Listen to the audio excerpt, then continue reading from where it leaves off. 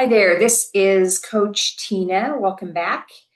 Today's podcast is called Intimacy Beyond Mating and Dating. I've been hearing a lot about what's being called the current crisis around young people mating and dating. I've listened to a number of conversations coming from an evolutionary biology lens, including podcasts from Brett Weinstein and Heather Hine. And while I respect that perspective, I don't believe it gets to the heart of intimacy. I've been in recovery from codependency for over 30 years, and this is an area of life where I've learned a lot, mostly by living it. Today's episode is a little different. I thought I would share my experience with you, hoping it might be helpful, and I've invited my partner Dave to join me.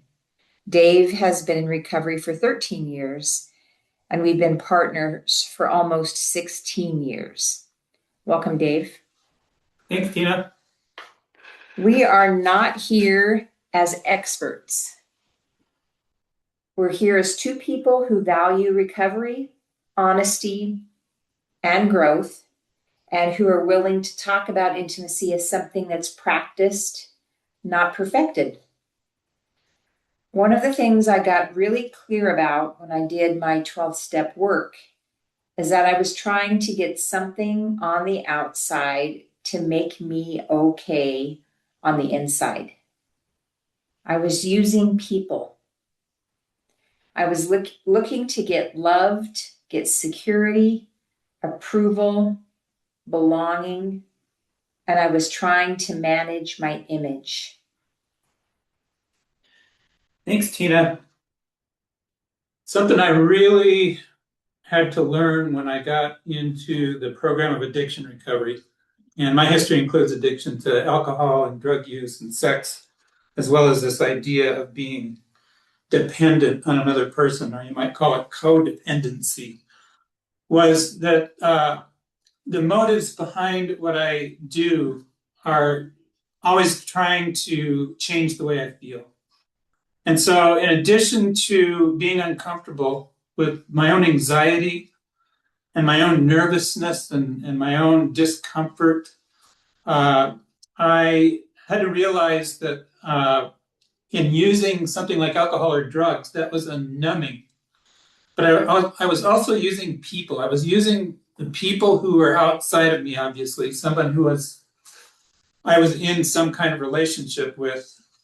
In the same way, I was using alcohol, drugs, sex, and other activities like that. And that was to change the way I feel, to get approval. So the problem with that is when they don't cooperate with that, when I feel like what they just did or said is not approving of me, I get very, very reactive to that. And I have a tendency to distance.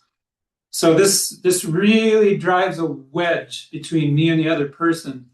My need to get approval, my need to get some kind of liking from them. And that is a problem in relationship. Okay, I'm going to move on here. We are never going to be able to get something on the outside to make us feel okay on the inside. It will never work. And I can tell you from experience, because I spent most of my life until about the last 15 years doing that. 15 years ago, I hit a bottom around my codependency in relationships with men. I was acting out of childhood wounds of not getting the attention or love that I needed as a child.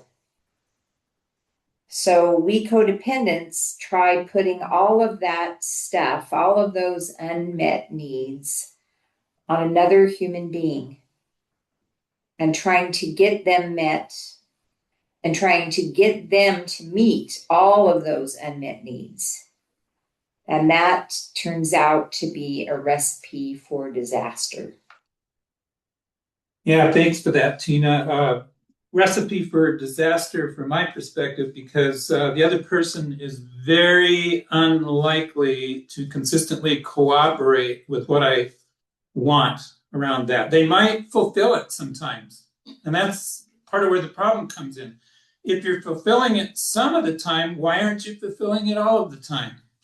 But we're talking about relationships and human beings. We don't have that kind of control. We don't have that kind of power to have somebody else meet my emotional needs all of the time. So those unmet needs, if I'm relying on another person for them, again, are going to become a real barrier to closeness, a real barrier to what we call intimacy in these relationships. And by the way, when I use the word intimacy, I do not visualize sex in any way, shape, or form. I visualize closeness and warmth. And with that, I'll pass. Thanks.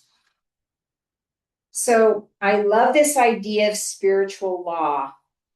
I talked about it in a previous podcast. We don't get what we want, we get what we are. And if I'm trying to get someone to make me feel okay about myself, to fill this hole in my life, I'm going to attract someone who is doing the same thing. So we end up two empty vessels trying to fill themselves up with another empty vessel. I also talked about the concept of giving rather than getting in a prior podcast, which is ultimately our solution. Living and give every day. When we wake up and ask our source, our inner guide, what do you have on my schedule today? How can I be helpful? How can I be useful? How can I contribute to life today? Then we start putting ourselves into the flow of divine guidance. Our lives become more and more meaningful, increasingly full, and start developing in wonderful ways. But specifically today, I want to talk about relationships with a potential partner. These relationships can be fraught with tricky features. One of those areas is the idea of mating and dating. Mating often refers to behaviors that animals, including in humans, engage in to find a partner for sexual reproduction. Professor Weinstein is an evolutionary biologist, so his focus is there. But I believe we have evolved past this perspective with the possibility of something truly wonderful, something much deeper and more profound. I needed to shift away from this hunt, this mating and dating approach, because it was causing me harm. I was really just trying to get something on the outside to make me feel okay on the inside and using others to do it. I was trying to sex my way to love.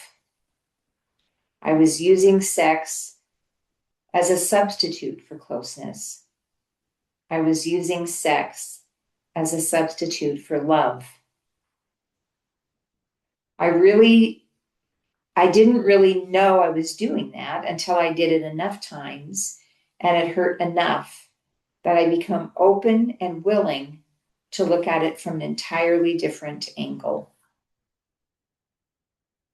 Yeah, thanks, Tina. At a younger, earlier age, a lot of us try this and learn painfully in the hard way.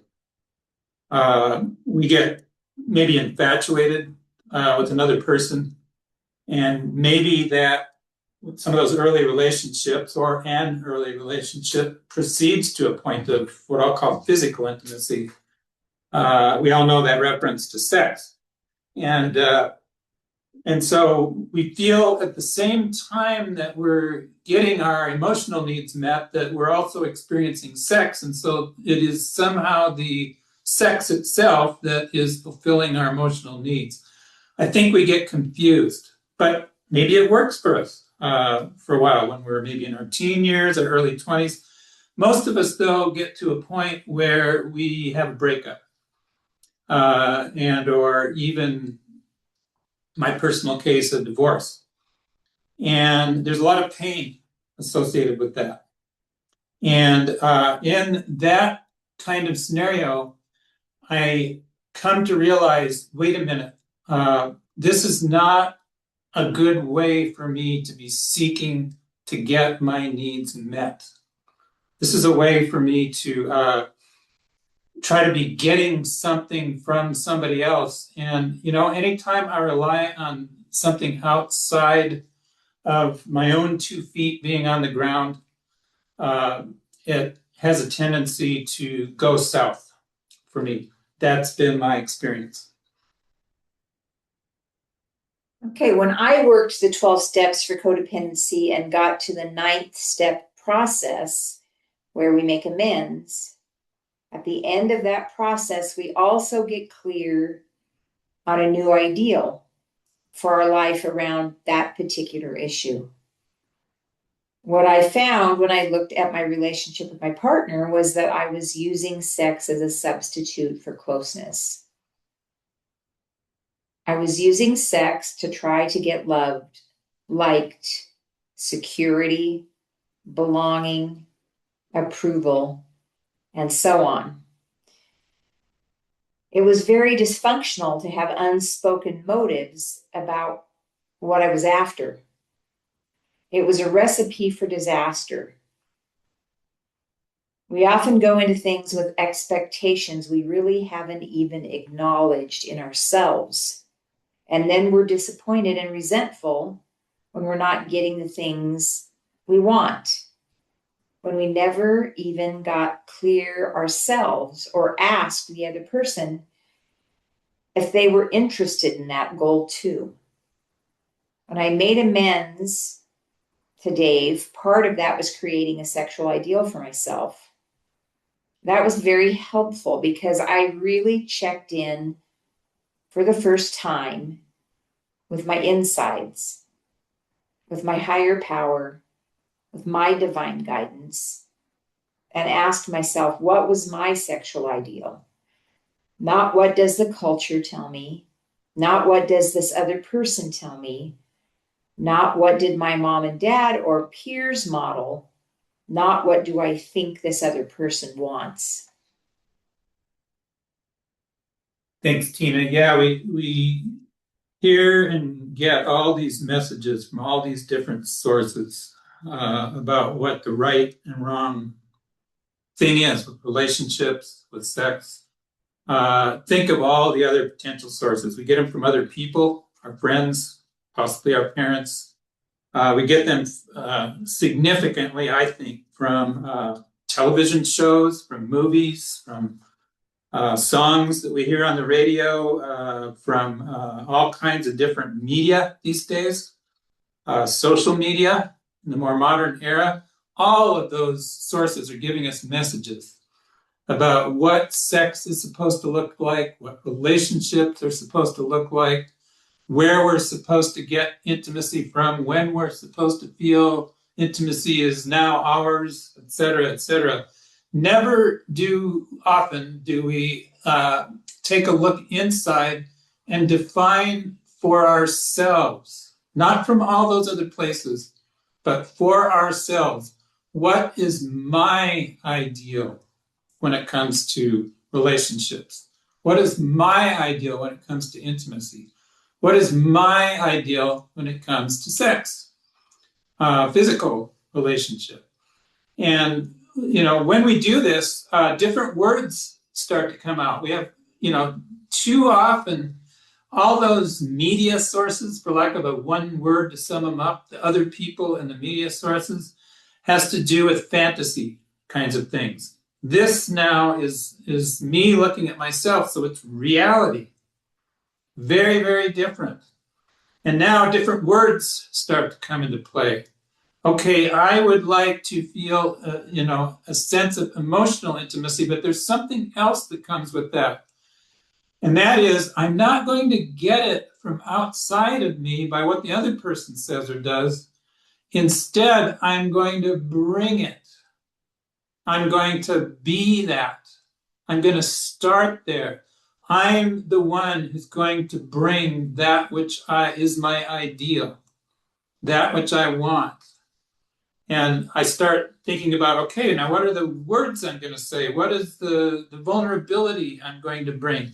Not how am I going to get, well, in this case, I'll insert the word sex. How am I going to get sex? How am I going to get love? How am I going to get intimacy? It's what am I going to bring that might create an environment in which that might be part of it, but not the goal.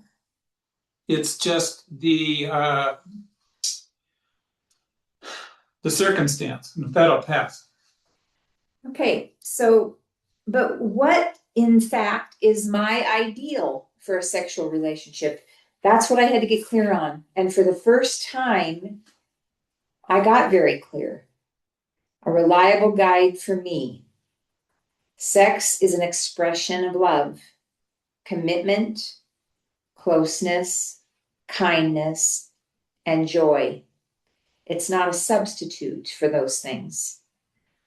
I'm not going to be able to sex my way into kindness or love or commitment or closeness. I tried, and I can tell you it didn't work. But that became my truth and my guide around intimate relationships. Yeah, thanks, Tina. And, again, when I listen to Tina, she's using words, uh, commitment, and I think of that as, a long-term, fully committed partnership with somebody else, not just a, tonight kind of thing. Closeness, kindness, these are not words that I ever really associated with physical intimacy or sexual ideal, as the case may be. Now we're using words that can be brought. Now we're using words that can be chosen and can be contributed and can be created. It doesn't require the other person to be doing something or saying something in order for this to be my ideal and what I choose to bring. Okay, so the other thing I want to suggest is that the word intimacy, if you break it down, is in to me see. Basically, we are offering another human being a look at who we really are, to whatever extent that makes sense. We really need time to get to know people, to even determine if it is wise to share pieces and parts of ourselves with them. We've got to have enough time under our belt to know what is the relationship appropriate level of giving I could be doing at this point in terms of giving of myself, letting another person in, letting another person know how I feel or what I think, what makes me tick. That's real intimacy, not sex. It's in to me see. And again, it needs to be relationship appropriate. I wouldn't meet someone at a bar and then start revealing all these personal details about myself. This takes time. We need to get to know each other. This is the foundation of any close relationship. It's not about going out like we're hunting down an animal. It's about getting to know someone. Yeah, this is Dave. It takes time and it also takes trust, and trust takes time to develop.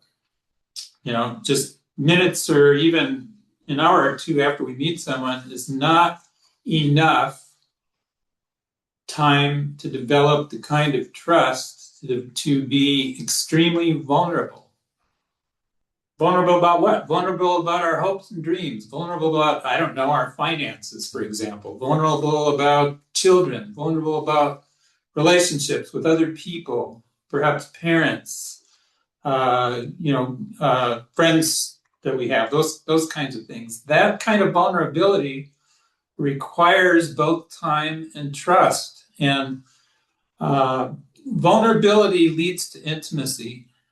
Intimacy may lead to a desire on both people's part for physical closeness, physical touch, sex, if you want to use that word for it. But it is a committed, long-term vulnerability in a relationship with lots of communication, lots of sharing that leads to that.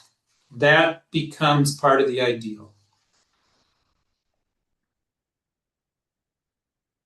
So this other dating and mating approach is we meet, have sex, get married, have kids, and then get to know each other. Backwards.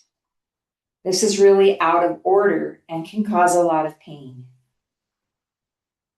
It takes time to really get to know another human being and to let them know us. So it's more and more sharing about what our values are to see if we are a match, a fit. Also, just having experiences together, having fun together. In the process of spending time together, we learn about the other human being. We learn from being out in the world together. Then, when and if we feel a level of safety, when we've had enough time with that person to know if we even want to get to know them better, we offer things about ourselves, things we think about, things that are important to us. We listen to what they think about things, what's important to them. As it progresses, if it does progress, we're going to learn. There's no rush. We might find out this person can be a great friend. We might enjoy certain activities together. And that's it. It doesn't go any further. And that's okay. When it gets to the point of having a physical, sexually intimate relationship, what needs to come first for me is sharing our ideals, our sexual ideals. And the other person may not share that ideal. That's very important to know. Because if not, then we're not a good fit. It might still be something where we can be friends and do things together, but we would be mismatched around something very important. Yeah, thanks, Tina. This is not a conversation this kind of conversation that's being described here is not a conversation that I remember having with my first girlfriend. Of course, I was very young at that time, still in high school. With my first wife, I was in college at that time. Or I was divorced after about 10 years and two kids, and then got into a new relationship. I didn't remember having this kind of conversation with my second wife either. So this is new.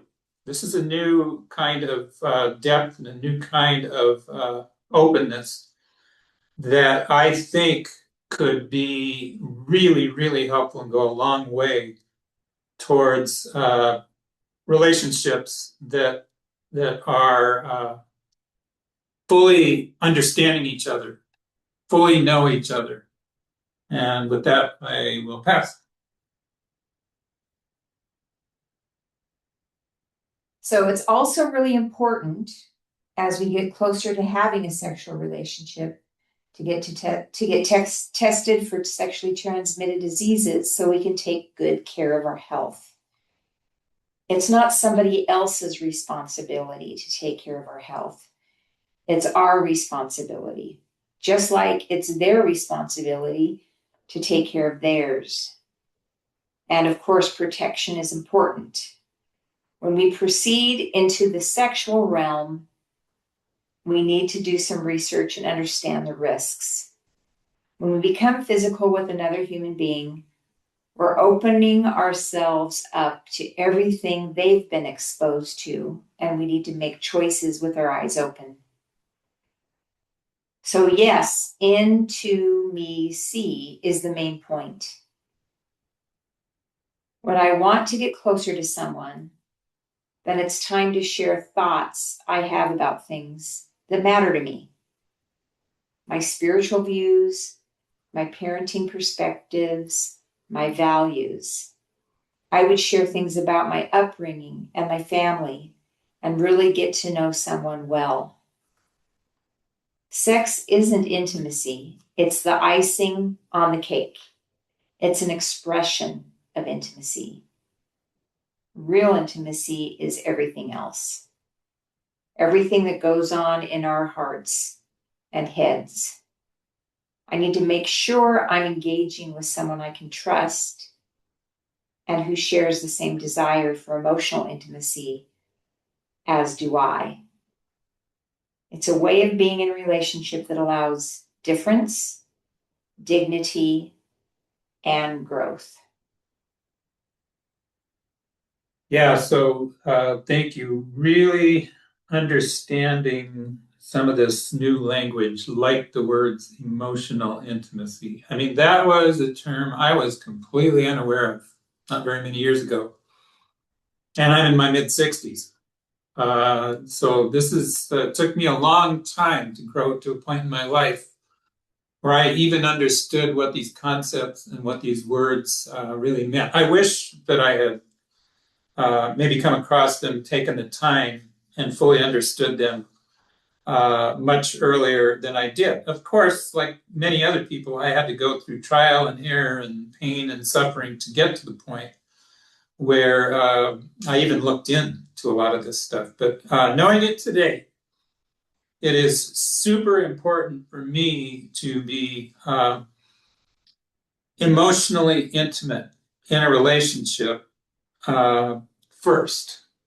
And first of all, to have a commitment, and second of all, to feel like I am in a trusting enough place with that person to be vulnerable, and then sharing again parenting perspectives, spiritual views, values, etc. That is emotional intimacy.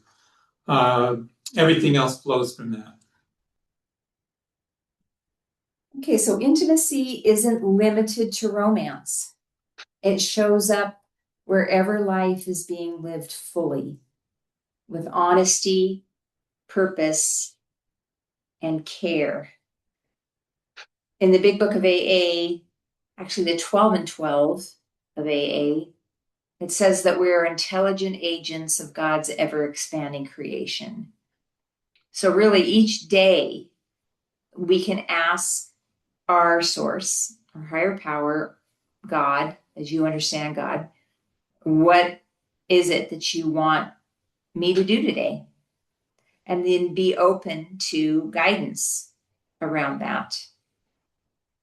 We are all capable of having full, meaningful lives every day. A partnership may be part of that life, or it may not. Either way, the life itself is not on hold. Thank you so much for listening, and I will talk to you again soon. And thanks, Dave, for joining me today. Thanks, Tina.